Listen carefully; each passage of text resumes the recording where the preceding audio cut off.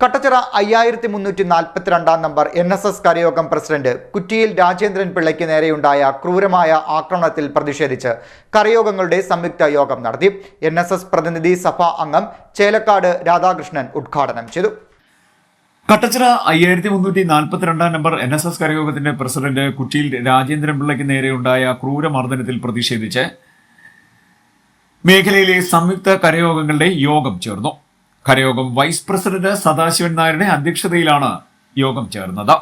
NSS പ്രതിനിധി സഭാംഗം ചേലക്കാട് രാധാകൃഷ്ണൻ ഉദ്ഘാടനം ചെയ്തു. കരയോഗം സെക്രട്ടറി കൃഷ്ണകുമാർ കൊച്ചുവീട്ടിൽ സ്വാഗതം പറഞ്ഞു.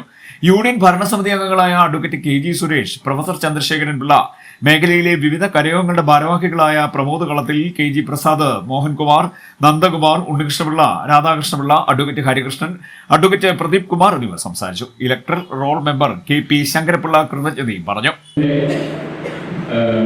ഏറ്റവും താഴെക്കടയിലുള്ള സംവിധാനമാണ് കരയോഗം എന്ന് പറയുന്നത്.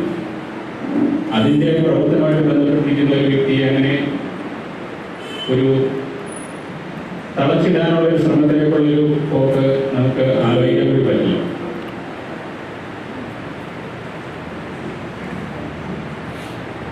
ഈ പ്രശ്നങ്ങളുണ്ടായി ഇതിൻ്റെ തൊട്ടടുത്ത ദിവസം തന്നെ നമ്മുടെ കരയോഗത്തിൻ്റെ ഭരണസമിതി കൂടി ശക്തമായ പ്രതിഷേധം രേഖപ്പെടുത്തുകയും തുടർന്ന് വഴിയൊന്നും SHOയുടെ മുന്നിൽ നമ്മളിതിൻ്റെ പരാതി രേഖ മൂലം നമ്മൾ സമർപ്പിക്കുകയുണ്ടായി.